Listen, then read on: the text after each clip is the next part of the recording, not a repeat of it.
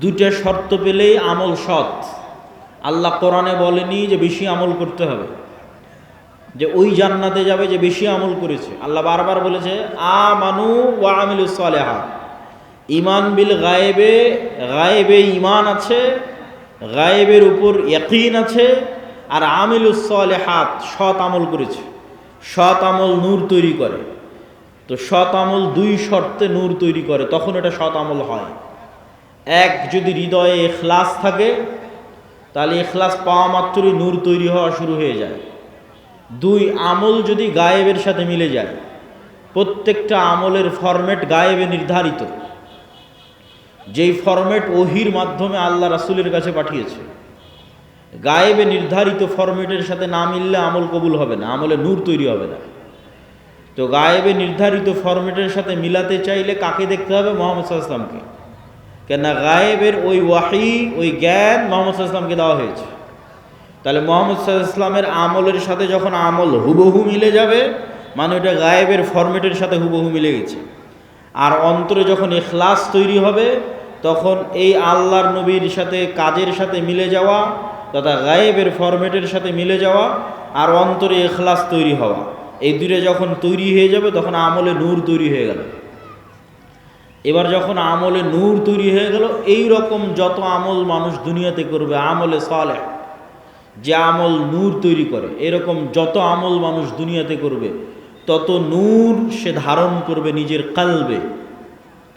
মানুষ তার কালবে নূর ধারণ করতে পারে, এটা আরেকটু পরে আরো বিস্তারিত বলতেছি। তো যখন মানুষ তার কালবে নূর ধারণ করবে আমলের মাধ্যমে, এই যে নূর গায়েব, এই গায়েবের পর্দাটা যেই দিন উন্মোচন হয়ে যাবে, সেই দিন থেকে মানুষ এই নূর দেখা শুরু করবে। তো গায়েবের পর্দা কখন থেকে উন্মোচন হয়ে যাবে? যখন মানুষ মারা যাবে। মারা যাওয়া মাত্রই মানুষ নিজেই গায়েবের জগতে চলে গেছে। যে গায়েবের উপরে এতদিন ইয়াকিন রাখতো, বারজাকি জগৎ, ওই গায়েবী জগতে যখন চলে গেছে, তখন গায়েবের সব কিছু উন্মুক্ত হয়ে যাবে। তখন প্রথম সে দেখবে তার আমলের নূরকে। তার আমলের নূরে তার কবর আলোকিত হবে, তার আমলের নূরে কিয়ামতের অন্ধকার আলোকিত হবে, তার আমলের নূরে সে পুলসিরাত অতিক্রম করবে। তা আল্লাহ কোরআনে বলছে ইয়াউমা তারাল মুমিনিনা ওয়াল মুমিনাত নূরুহুম ইয়াসআ বাইনা আইদিহিম ওয়া বিআইমানিহিম, যে কিয়ামতের মাঠে মুমিন মুমিনারা দেখবে দুনিয়াতে যত নূর জমা করেছিল, সে আমলের নূর তাদের ডানে এবং তাদের সামনে ছুটে চলতেছে, বিচ্ছুরিত হচ্ছে। বলেন আল্লাহু আকবার। আল্লাহ সুবহানাহু ওয়া তাআলা প্রায় 2-3 আয়াতে মানুষের আমলের নূরের কথা বলেছেন, যা কিয়ামতের মাঠে তারা দেখতে পাবে। যেমন রাসূল সাল্লাল্লাহু আলাইহি ওয়াসাল্লাম হাদিসে বলেছেন যে মানুষ যারা দুনিয়াতে ওযু করেছে, ওযু যদি সৎ আমল হয় তথা ইখলাস থাকে, আল্লাহর নবীর সাথে মিলে যায়, তাহলে এই ওযু নূর তৈরি করে। তো কিয়ামতের মাঠে ওযুর অঙ্গ প্রত্যঙ্গগুলোতে নূর জলজল জলজল করে জ্বলবে। তো দুনিয়াতে যত নূর জমা করেছে সৎ আমলের মাধ্যমে, সব নূরের প্রভাব দেখতে পাবে। তাহলে 4 নম্বর পয়েন্টে আমরা বললাম সৎ আমল নূর তৈরি করে।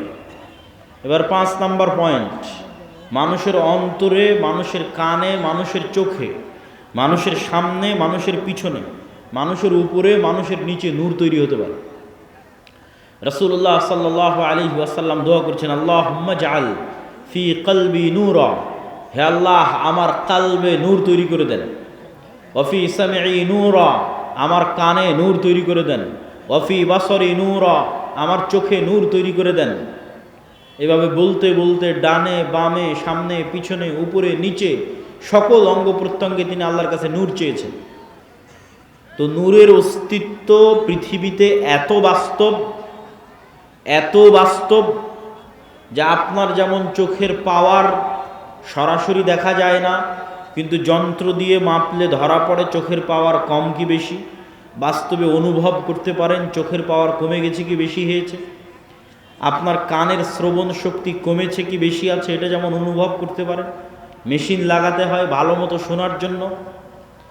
আপনার শরীরের রক্তের মাত্রা, প্রেশার লো না হাই, সেটা যেমন মেশিন দিয়ে মাপা যায়, অথচ চোখে দেখা যায় না। আপনার রক্তের মধ্যে সুগার কতটুকু আছে, সেটা যেমন মেশিন দিয়ে মাপা যায়, ধরতেই মেশিনে উঠে আসতেছে, অথচ চোখে দেখা যায় না। আপনার শরীরের তাপমাত্রা যেমন থার্মোমিটার দিয়ে মাপা যায়, অথচ চোখে দেখা যায় না। থার্মোমিটার ধরলে উঠে আসতেছে তাপমাত্রা এত, আপনার হার্ট বিটের পালস যেমন মেশিন ধরতে পারতেছে কত, অথচ চোখে দেখা যায় না। এই প্রত্যেকটা জিনিস যতটা সত্য, এই প্রত্যেকটা জিনিসে নূর তৈরি হয়, এটা তার চেয়ে বেশি সত্য। যে আপনার চোখের পাওয়ার আছে এটা যত সত্য, আপনার চোখে নূর আছে অথবা নাই এটা তত সত্য।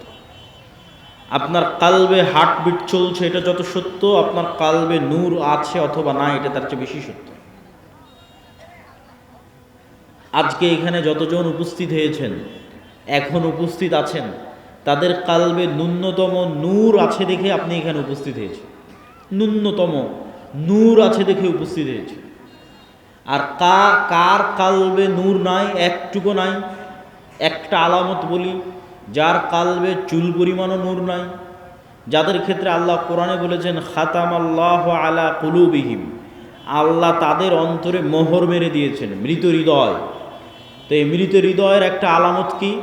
যেমন কেউ যদি পরপর 3 জুমার সালাত পরিত্যাগ করে, তো রাসূল সাল্লাল্লাহু আলাইহি ওয়াসাল্লাম বলেছেন আল্লাহ ওর অন্তরে মোহর মেরে দেয়, তথা ওই অন্তরে নূর নাই, শেষ, মৃত হৃদয়।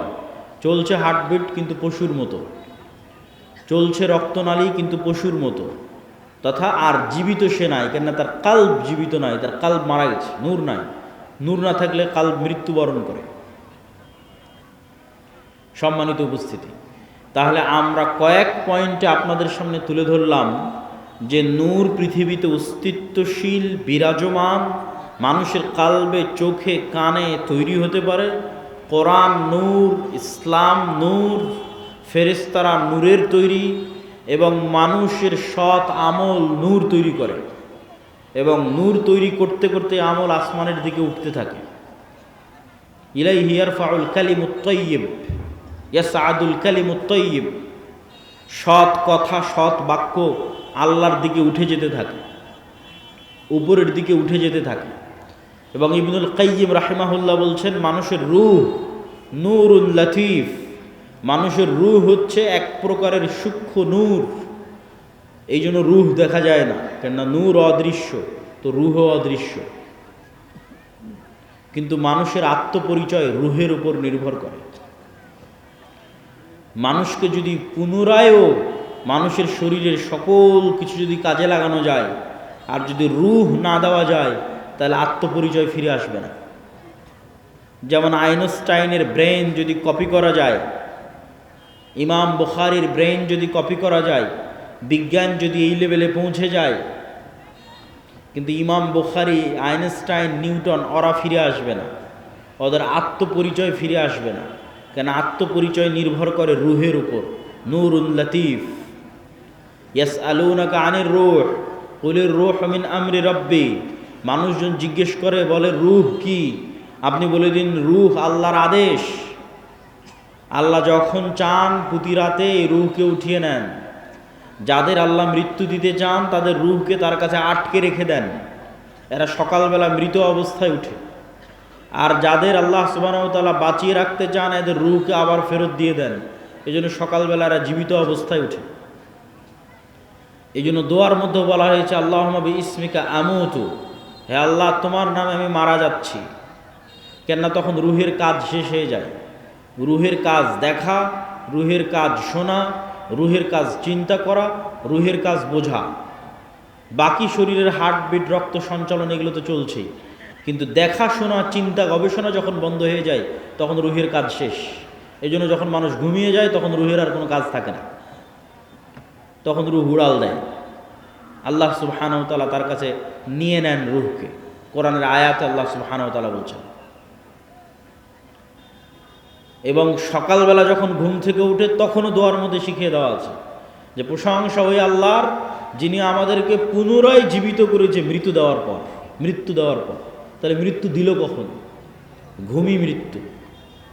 এবং প্রত্যেকটা লেভেলে পরবর্তী লেভেলের আলামত আছে, প্রত্যেক লেভেলে পরবর্তী লেভেলের আলামত আছে।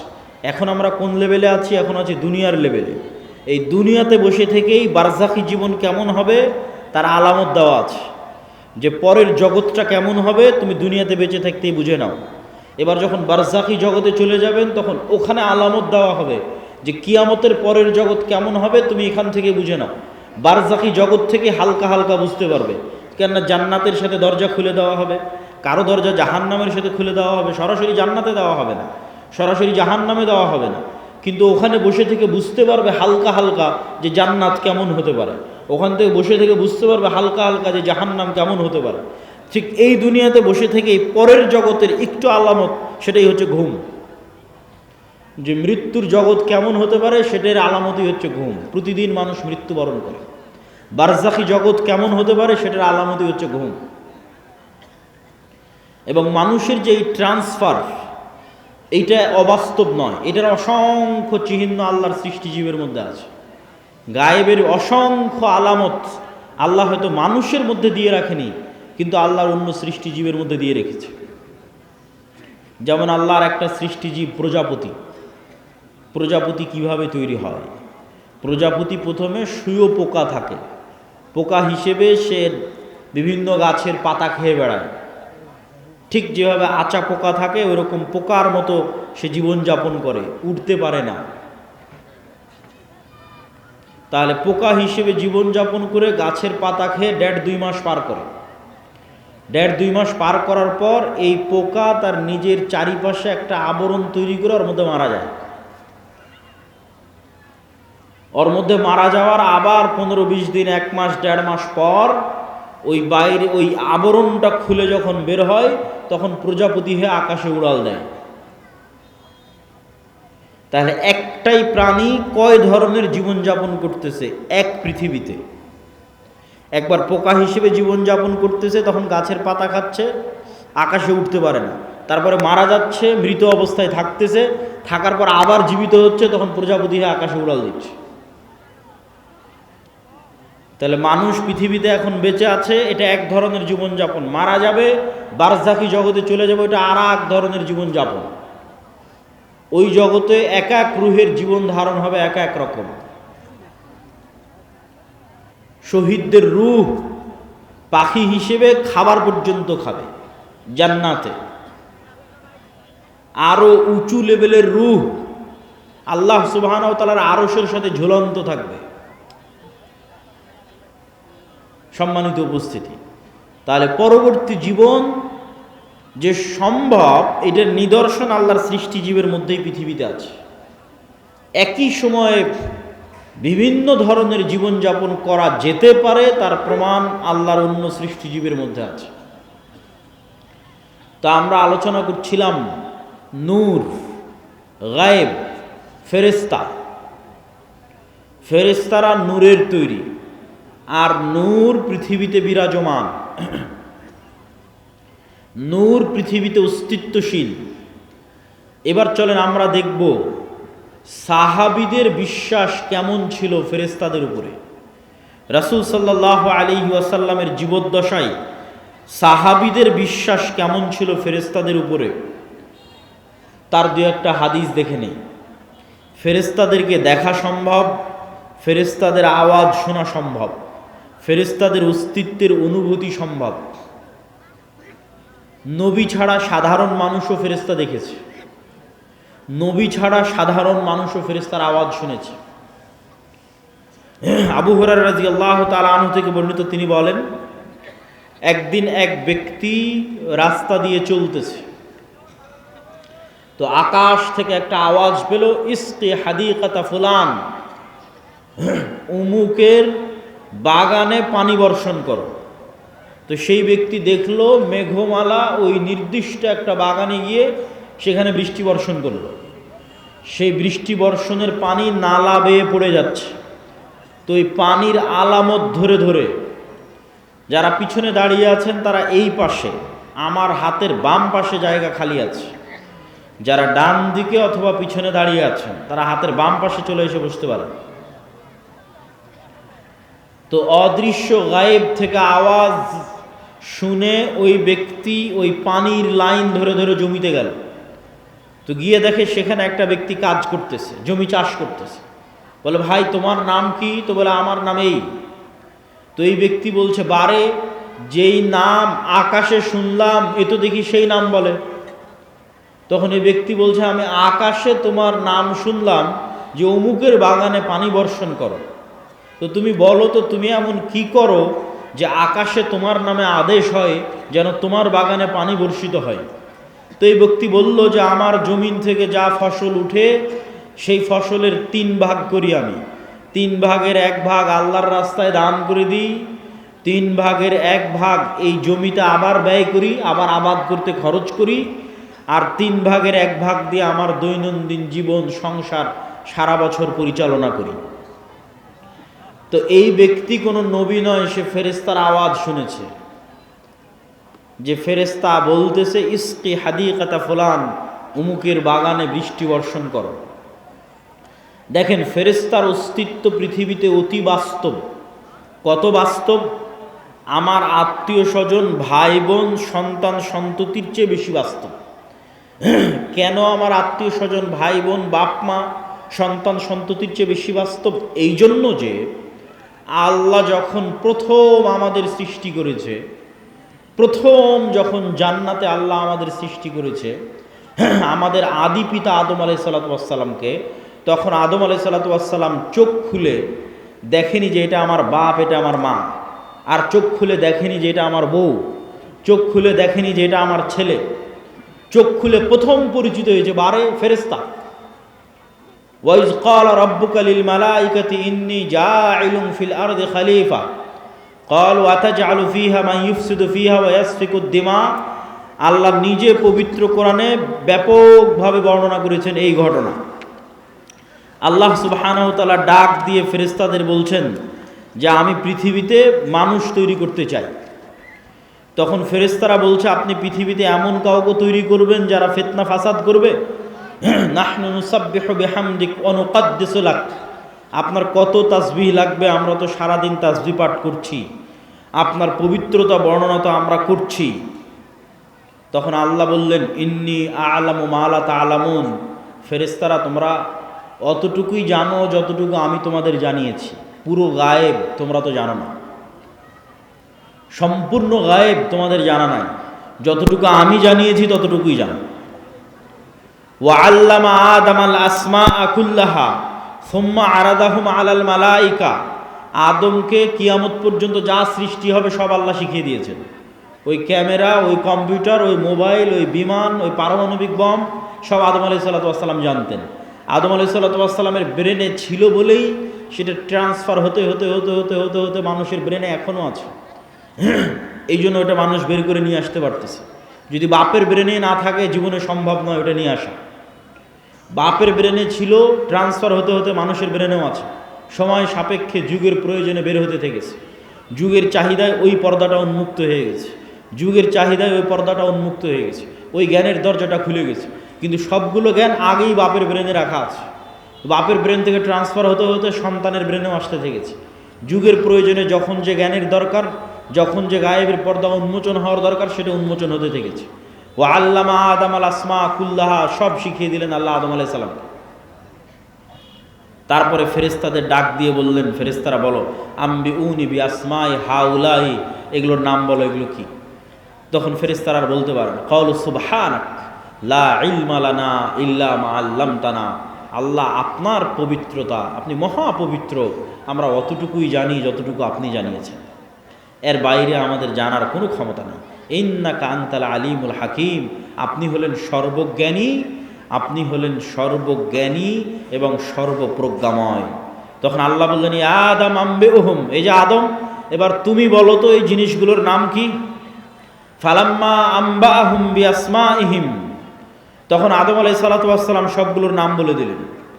এবার আল্লাহ ফেরেশতাদের বলেন ওয়াইজ কুলনা লিল মালাইকাতি ইসজুদু লি আদম, তখন আমি আল্লাহ ফেরেশতাদের বললাম ফেরেশতারা তোমরা এবার আদমকে সিজদা করো। তাহলে আমরা সবার আগে কাদেরকে দেখলাম এবার বলেন? জোরে বলেন না যে কাদের দেখলাম? না আর এক মানুষকে দেখেছি। তাহলে আপনার বাপ মা আগে না ফেরেশতা আগে? ফেরেশতা আগে। আপনার সন্তান আগে না ফেরেশতা আগে? আপনার সন্তানের অস্তিত্বের চেয়ে বিশেষত্ব আপনার সাথে ফেরেশতা আছে, আমাদের সাথে ফেরেশতা আছে। আপনার বাপ মায়ের অস্তিত্বের চেয়ে বিশেষত্ব যে আমাদের সাথে ফেরেশতা আছে। কেন আমরা যখন প্রথম সৃষ্টি হয়েছি তখন থেকে ফেরেশতাদের সাথে আমরা কানেক্টেড, তখন থেকে আমরা ফেরেশতাদের দেখেছি। গায়েবের উপর ঈমান না থাকার কারণে দুনিয়াতে এসে ভুলে গেছি। তাহলে আদম আলাইহিসসালামের ঈমান কোন লেভেলের হবে যে ফেরেশতারা আছে? আদম আলাইহিসসালামের ঈমান তার ছেলের অস্তিত্বের চেয়ে বেশি যে ফেরেশতারা আছে। আদম আলাইহিসসালামের ঈমান তার স্ত্রী হাওয়ার অস্তিত্বের চেয়ে বেশি যে ফেরেশতারা আছে। সম্মানিত উপস্থিতি, তাহলে ফেরেশতাদের অস্তিত্ব আছে, নূর বিরাজ করতেছে, দেখি না কেন, দেখা যায় না কেন, কি সমস্যা? তো এইটার ক্ষেত্রে আপনাকে দু একটা উদাহরণ দিই। আজ থেকে 100 বছর আগে আটমূলের যে মানুষটা মারা গেছে, সেই মানুষটাকে আজকে উঠান, যদি তাকে জীবিত করা যায় তাহলে সে জীবিত হলো।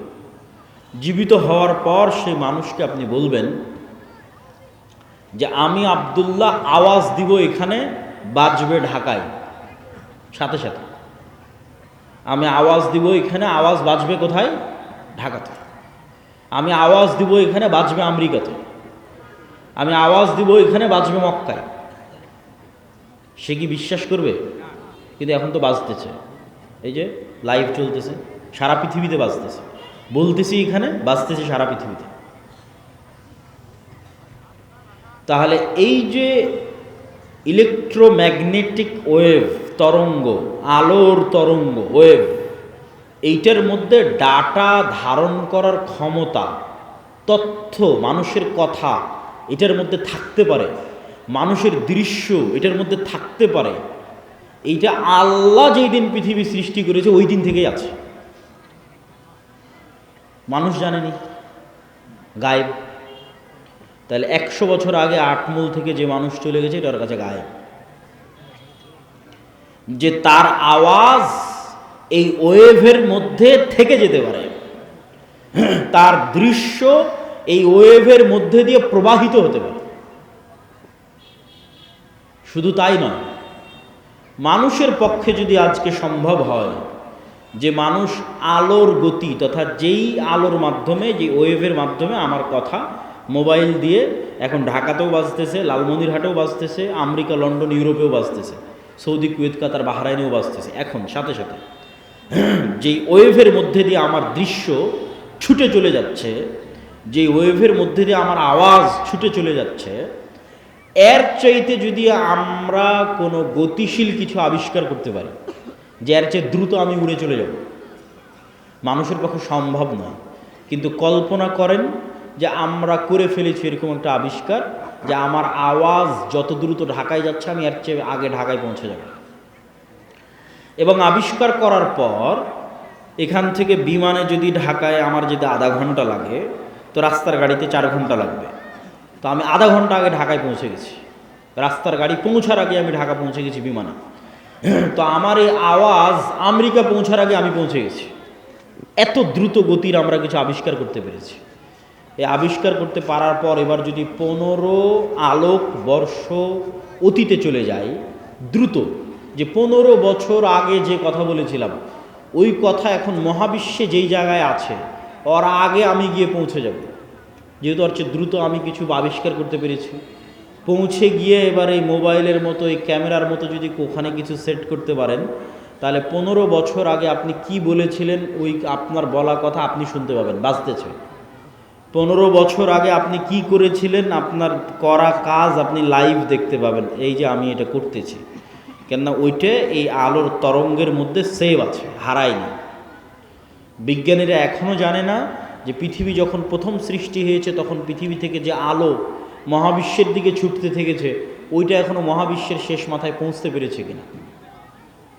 তাহলে এভাবে যদি 1400 বছর আগে চলে যান, তাহলে মুহাম্মদ সাল্লাল্লাহু আলাইহি ওয়াসাল্লামের হাদিস বুখারীতে পড়া লাগবে না, আপনি কানে শুনতে পাবেন, নিজে কানে শুনতে পাবেন, যেমন এখন লাইভ বাজতেছে। তো 1500 বছর অতীতে চলে গেলে আলোর গতির চেয়ে বেশি গতি নিয়ে মুহাম্মদ সাল্লাল্লাহু আলাইহি ওয়াসাল্লামের হাদিস নিজে কানে শোনা যাবে, বদরের যুদ্ধ লাইভ দেখা যাবে, বাস্তবে হচ্ছে এটা দেখা যাবে। এটা মানুষের দ্বারা সম্ভব নয়, এটা দিয়ে আল্লাহ মানুষের গুনাহকে গোপন রেখেছে, নাহলে একজন মানুষের গুনাহ গোপন থাকতো না।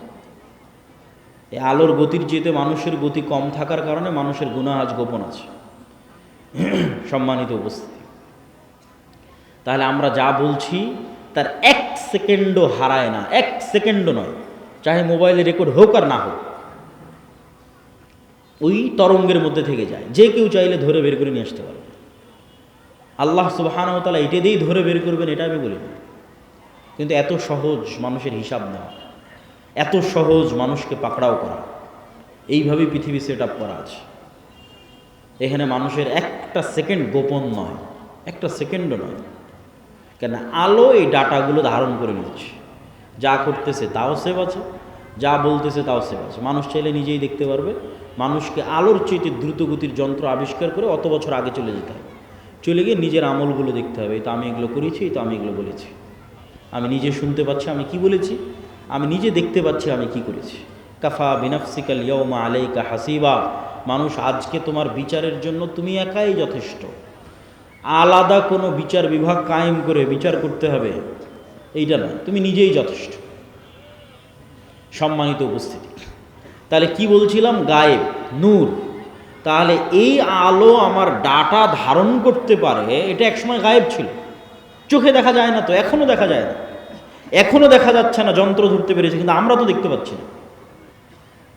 তাহলে ওইটা যেমন সত্য যে আল্লাহ যেদিন পৃথিবী সৃষ্টি করেছেন ওই দিন থেকে মানুষের বলা কথায় আলোর মধ্যে থেকে গেছে, মানুষের বলা কাজ করা কাজে আলোর মধ্যে থেকে গেছে, এর চেয়ে বেশি সত্য যে এখানে নূর আছে, ফেরেশতা আছে, এটা এখন গায়েব। এবার বাস্তব জগতের আরও কিছু উদাহরণ দেই যেগুলো এখন যন্ত্রও ধরতে পারে না। যেমন আল্লাহর একটা সৃষ্টিজীব কুকুর, কুকুরের ঘ্রাণ শক্তি মানুষের চাইতে 10,000 গুণ বেশি। তো আমি এই যে মাইকটা সামনে আছে, এটা আমি নাক দিয়ে টেনেও আর কোনো গন্ধ পাচ্ছি না। তখন আমি যদি বলি যে এই মাইকের কোনো গন্ধ নাই, এটা মিথ্যা কথা হবে। এই মাইকটাই আপনি একটা প্রশিক্ষিত কুকুরের নাকে ধরেন, তারপর মোলাম গাড়ি বাজারে ফেলে রেখে আসেন কোনো এক জঙ্গলে, ওই কুকুর ওখান থেকে খুঁজে বের করে নিয়ে আসবে এই মাইককে। 50 গুণ 100 গুণ বেশি নয়, 1000 গুণ নয়, 10,000 গুণ বেশি। মানুষের যদি কোনো শরীরে ক্যান্সার হয়, তাহলে কোন কোষটাতে ক্যান্সার হয়েছে ওই ক্যান্সারের কোষের যে গন্ধ, এটা পর্যন্ত কুকুর ধরতে পারে। মানুষের শরীরে যদি ভাইরাস হয়, যে করোনা ভাইরাস হয়েছে, তাহলে করোনা ভাইরাসের মতো অদৃশ্য জিনিসের গন্ধ কুকুর ধরতে পারে। যে ভাইরাসকে দূরবীন দিয়ে দেখতে হয়, মাইক্রোস্কোপ লাগিয়ে দেখতে হয়, ওই ভাইরাসের গন্ধ পর্যন্ত কুকুর ধরতে পারে। আর মানুষ এখন পর্যন্ত এমন কোনো যন্ত্র আবিষ্কার করতে পারেনি যেটা কুকুরের লেভেলে ঘ্রাণ নিতে পারবে। এই জন্য মানুষ কুকুরকেই কাজে লাগায়। আজকে বগুড়ার শিবগঞ্জের আটমূলের একজন রাখালকে দায়িত্ব দেওয়া হলো যে তুমি এখান থেকে ডোনাল্ড ট্রাম্পের কাছে গিয়ে দাওয়াতি কাজ করবা, রাশিয়ার ভ্লাদিমির পুতিনের কাছে গিয়ে দাওয়াতি কাজ করবা। তো এই আটমূলের এই কৃষক ডোনাল্ড ট্রাম্পের চেয়ে যত দুর্বল, আজ থেকে 4000 বছর আগে মুসা আলাইহিস সালাম ফেরাউনের তুলনায় তার চেয়ে বেশি দুর্বল ছিলেন। আপনার আটমূলের একজন সাধারণ রাখাল আজকের আমেরিকার প্রেসিডেন্ট ডোনাল্ড ট্রাম্পের তুলনায় যত দুর্বল, আজ থেকে 4000 বছর পূর্বে মুসা আলাইহিস সালাম ফেরাউনের তুলনায় তার চেয়ে বেশি দুর্বল ছিলেন। বাস্তবে আপনাকে বুঝিয়ে দিচ্ছি। আজকে শিবগঞ্জের আটমূলের এই কৃষকের নিজের জমি জায়গা আছে, তার বাপ মায়ের পরিচয় আছে, আত্মীয় স্বজনের পরিচয় আছে, যত গরিব হোক। আর আজ থেকে 4000 বছর আগে মুসা আলাইহিস সালাম এমন এক গোলাম কওমের মেম্বার, এমন এক গোলাম জাতির সদস্য, যেই গোলাম জাতির ইউযাব্বিহুনা আবনাআকুম, যাদের প্রত্যেক ছেলে সন্তানকে জবাই করার আদেশ দেওয়া আছে। বাপ মা বেঁচে থাকতেও পরিচয় দিতে পারছে না যে এটা আমার সন্তান। বাপ মা বেঁচে থাকতেও বলতে পারছে না যে মুসা আমার সন্তান। তাহলে মুসার বাপ মা নাই, মুসার নিজস্ব কোনো পরিচয়, যে পরিচয় দেবে যে আমি বানু ইসরাইলের সদস্য, এটার সাহস, এটার বৈধতা ফেরাউনের যুগে মুসা আলাইহিস সালাতু ওয়াস সালামের ছিল না। 2, আজকের এই আটমূলের এই কৃষক ফাঁসির দণ্ডে দণ্ডিত আসামি নয়। আর মুসা আলাইহিস সালামকে যখন বলা হচ্ছে যাও ফেরাউনের কাছে, ইযহাব ইলা ফিরআউন ইন্নাহু তাগা, তখন মুসা আলাইহিস সালাতু ওয়াস সালাম ফেরাউনের দরবারে ফাঁসির দণ্ডে দণ্ডিত আসামি পাওয়া মাত্র হত্যা করা হবে। আজকের আটমূল শিবগঞ্জের কৃষক ডোনাল্ড ট্রাম্পের নিমক খাওয়া নয়, যে ট্রাম্প তার বাড়ি গাড়ি টাকা পয়সা সব কিছু করে দিয়েছে এই জন্য তার কাছে নত থাকতে হবে, এটার কোনো প্রয়োজনীয়তা নাই। কিন্তু মুসা আলাইহিস সালাম বড়ই হয়েছে ফেরাউনের বাড়িতে, খেয়েছে ফেরাউনের, থেকেছে ফেরাউনের বাড়িতে। আজ এই রকম এক গোলাম জাতির এরকম এক অসহায় নিরীহ সদস্য, ফাঁসির দণ্ডপ্রাপ্ত আসামিকে বলা হচ্ছে যাও তুমি যার বাড়িতে থেকে খেয়ে বড় হয়েছ তাকেই গিয়ে দাওয়াতি কাজ করো। চার, আজকের যেই কৃষককে বলা হচ্ছে যাও তুমি ডোনাল্ড ট্রাম্পের কাছে দাওয়াতি কাজ করো, সে এখন মানুষের বাড়ির চাকর নয়। আর যখন মুসা আলাইহিস সালামকে বলা হচ্ছে যাও ফেরাউনকে দাওয়াত দিতে হবে, তখন মুসা আলাইহিস সালাম প্রায় 10 বছর থেকে মানুষের বাড়ির কাজের লোক, প্রায় 10 বছর মানুষের বাড়ির কাজের লোক। তাহলে প্রায় 10 বছর থেকে মানুষের বাড়ির কাজের লোক, ফাঁসির দণ্ডপ্রাপ্ত আসামি, এমন এক গোলাম জাতির সদস্য যেখানে পরিচয় দেওয়া বাপ মায়ের পক্ষে পরিচয় দেওয়া সম্ভব নয়, এটা আমার সন্তান, এই পরিচয় দিতে পারবে না, অসম্ভব, পরিচয় দিলে দুনিয়া থেকে বিদায় নিয়ে যেতে হবে। এই রকম নিরীহ অসহায় অবস্থায় মুসা আলাইহিস সালামকে বলা হয়েছে ফেরাউনের কাছে যেতে। আর ফেরাউন আজকের যুগে যে যত শক্তিশালী তার চেয়ে কয়েক শতগুণ বেশি শক্তিশালী। আমি যদি বুঝাতে না পারি সেটা আমার ব্যর্থতা, যে মুসা আলাইহিস সালাম আমার এবং আপনার চেয়ে বেশি দুর্বল ছিলেন। আজকের আমেরিকা এবং ইসরায়েলের তুলনায় যত দুর্বল, মুসা আলাইহিস সালাম তার চেয়ে শতগুণ হাজার গুণ বেশি দুর্বল ছিলেন। এই জন্য মুসা আলাইহিস সালাম সাহস করেননি। মুসা আলাইহিস সালামের ঈমান বিল গায়েবে ইয়াকিন অর্জন হওয়ার পরও মুসা আলাইহিস সালাম ভয় পাচ্ছিলেন। তো তারপরেও মুসা আলাইহিস সালাম যেতে পেরেছেন, দাওয়াত দিতে পেরেছেন, বিজয় অর্জন করেছেন, তার একটাই কারণ ঈমান বিল গায়েবে ইয়াকিন, যেটাতে আল্লাহ কোরআন শুরু করেছে ওয়ায়ুমিনুনা বিল গায়েব, গায়েবের উপর ইয়াকিন, ওয়া বিল আখিরাতি হুম ইউকিনুন, আখিরাতের উপর ইয়াকিন। তো মুসা আলাইহিস সালামের ঈমান বিল গায়েবে ইয়াকিন তৈরি করার জন্য আল্লাহ মুসা আলাইহিস সালামকে বলছেন, মুসা তোমার হাতে কি? তো বলে লাঠি। আল্লাহ যদি বলতেন মুসা যে জান্নাত থেকে একটা স্পেশাল লাঠি নিয়ে এসেছি, ম্যাজিক্যাল লাঠি, এই লাঠি তুমি ছাড়লে সাপ হয়ে যাবে, তাহলে মুসা আলাইহিস সালামের ঈমান বিল গায়েবে ইয়াকিন অর্জিত হতো না। ওই রকম জাদুকরেরা, ওইরকম কবিরাজেরা, সাপুড়েরা, তাদের কাছে স্পেশাল নিজের প্র্যাকটিস দেওয়া, প্রশিক্ষণ দেওয়া সাপ, পাথর, লাঠি সব থাকে, ওইটা দিয়ে সবই করা যায়। তো আসমান থেকে একটা স্পেশাল লাঠি দিলাম, জান্নাত থেকে একটা স্পেশাল লাঠি দিলাম, দিয়ে বললাম এটা এখন সাপ হয়ে যাবে, এটা ঈমান বিল গায়েবে ইয়াকিন অর্জিত হবে না। তো যেই লাঠি মুসা আলাইহিস সালাম 10 বছর থেকে ব্যবহার করছে, 15 বছর থেকে ব্যবহার করছে, যেটা কোনো স্পেশাল লাঠি না, এমনি একটা, এই বাঁশ যেমন কোনো স্পেশাল নয়, একটা গাছ থেকে কেটে নিয়ে আসা হয়েছে এইরকম। তো মুসা কি? তো লাঠি। কি করো? গাছের পাতা পাড়ি, গর্ত সামনে আসলে লাফ দিয়ে পার হয়ে যায়। তো মুসা যে লাঠি তুমি আজ 5-10 বছর 20 বছর থেকে ব্যবহার করছো, ওই লাঠিটা ছাড়ো, ওই লাঠিটা এখন সাপ হয়ে যাবে, ওই লাঠিটা সাপ হয়ে যাবে। আমার পক্ষ থেকে দেওয়া কোনো স্পেশাল লাঠি নয়, তোমার হাতে যেটা তুমি ব্যবহার করছো দীর্ঘদিন থেকে, ওটা সাপ হবে, যাতে তোমার ঈমান বিল গায়েবে ইয়াকিন অর্জিত হয় যে চোখে যা দেখা যায় তাই সব কিছু নয়, এর বাইরেও এমন একজন সত্তা আছে, ওহুয়া আলা কুল্লি শাইইন কাদির, যিনি সকল কিছুর উপর ক্ষমতাবান।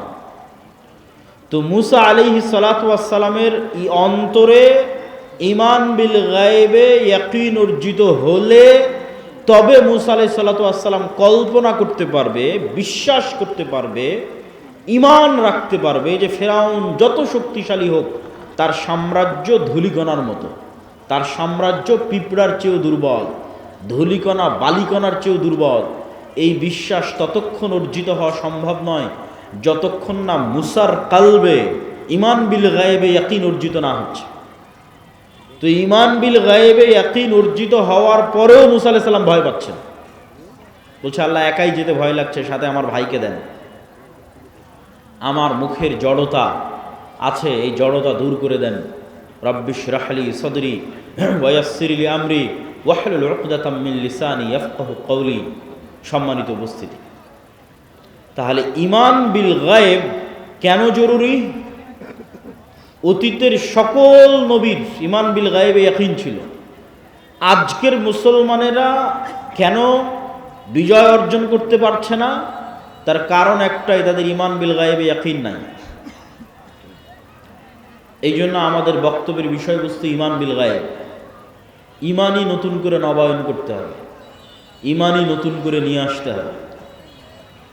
এবং ঈমান বিল গায়বে আজকের পয়েন্ট আল ঈমান বিল মালাইকা, ফেরেশতাদের উপর ঈমান, যেটা দিয়ে আমি আপনাদেরকে বক্তব্য শুরু করেছি যে রাস্তাঘাটে যারা আছেন, বাজারে যারা আছেন, তারা এসে ফেরেশতাদের সাথে বসেন।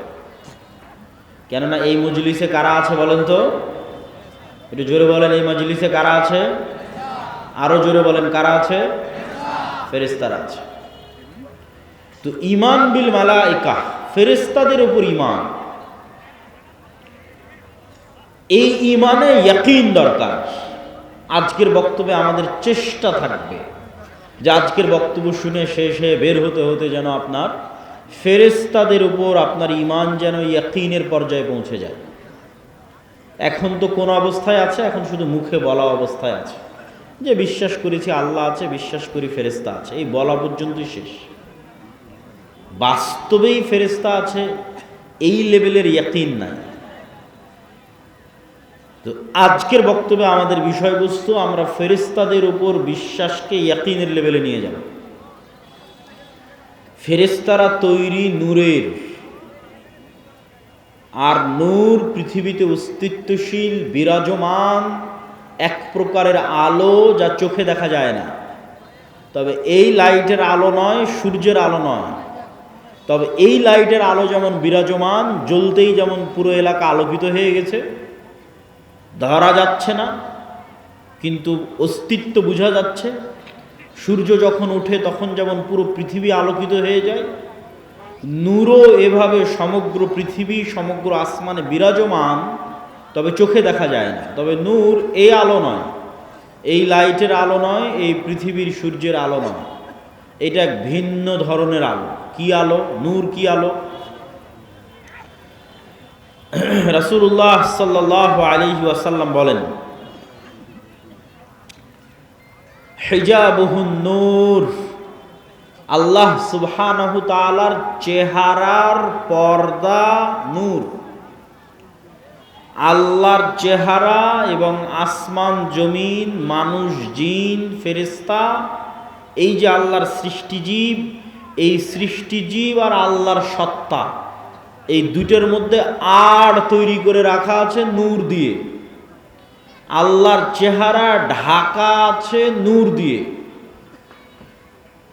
লাউ কাশাফাহু, যদি এই নূরকে সরিয়ে নেওয়া হয়, যে নূর আসমান জমিন এবং সর্বত্র বিরাজমান, এই নূরকে যদি সরিয়ে নেওয়া হয়, লা আহরাকাত সুবহাত ওয়াজহি, তাহলে আল্লাহ সুবহানাহু তাআলার চেহারা প্রকাশ পেয়ে যাবে। আর আল্লাহ সুবহানাহু তাআলার চেহারা যদি প্রকাশ পেয়ে যায়, তাহলে আল্লাহর চেহারার তাজাল্লিতে আসমান জমিন জ্বলে পুড়ে ছারখার হয়ে যাবে। তো এই জন্য আল্লাহর চেহারা ঢাকা আছে নূর দিয়ে। রাসূলুল্লাহ সাল্লাল্লাহু আলাইহি ওয়াসাল্লাম আর এক হাদিসে বলেন, আব্দুল্লাহ বিন আব্বাস রাদিয়াল্লাহু তাআলা আনহু থেকে বর্ণিত, আল্লাহুম্মা আউযু বিনূরি ওয়াজহিকাল্লাযী আশরাকাত লাহুদ যুলুমাত, হে আল্লাহ, আপনার নূরের মাধ্যমে পরিত্রাণ চাচ্ছি, যেই নূর দিয়ে আসমান জমিনের সকল অন্ধকার আলোকিত হয়েছে। ওয়াসালুহা আলাইহি আমরুদ দুনিয়া ওয়াল আখিরাহ, যেই নূরের উপর আসমান জমিনের সকল কাজ নির্ভরশীল। যেই নূর দিয়ে আসমান জমিনের সকল অন্ধকার আলোকিত হয়েছে, যেই নূরের উপর আসমান জমিনের সকল কাজ নির্ভরশীল, সেই নূর দিয়ে আপনার কাছে পরিত্রাণ চাচ্ছি। আব্দুল্লাহ বিন মাসউদ রাদিয়াল্লাহু তাআলা আনহু বলেন, লাইসা ইনদা রাব্বিকুম লাইলুন ওয়া নাহার নূরুস সামাওয়াতি ওয়াল আরজি মিন নূরি ওয়াজহি, তোমাদের রাত দিন আছে, আল্লাহর কাছে কোনো রাত দিন নাই। তোমাদের সময় আছে, আল্লাহর কাছে কোনো সময় নাই। আল্লাহ সুবহানাহু ওয়া তাআলা সময়েরও ঊর্ধ্বে, রাত দিনেরও ঊর্ধ্বে। নূরুস সামাওয়াতি মিন নূরি ওয়াজহি, আসমান জমিনের আলো আল্লাহ সুবহানাহু তাআলার চেহারার নূরের প্রভাবে প্রভাবিত। আল্লাহ সুবহানাহু ওয়া তাআলা নিজেও কোরআন মাজিদে বলেছেন, আল্লাহু নূরুস সামাওয়াতি ওয়াল আরজ, আল্লাহ হচ্ছেন আসমান এবং জমিনের নূর। সম্মানিত উপস্থিতি, তাহলে নূর পৃথিবীতে অস্তিত্বশীল বিরাজমান এক প্রকারের আলো। এই নূরের সাথে সংশ্লিষ্ট আরো কয়েকটি কথা। ফেরেশতারা যেমন নূর থেকে তৈরি, এই কোরআন তেমন নূর, আর ইসলাম তেমন নূর। ওয়াহি নূর, তো ইসলাম ওয়াহি, আর ওয়াহির একটা প্রকার হচ্ছে কোরআন, ওয়াহি মাতলু।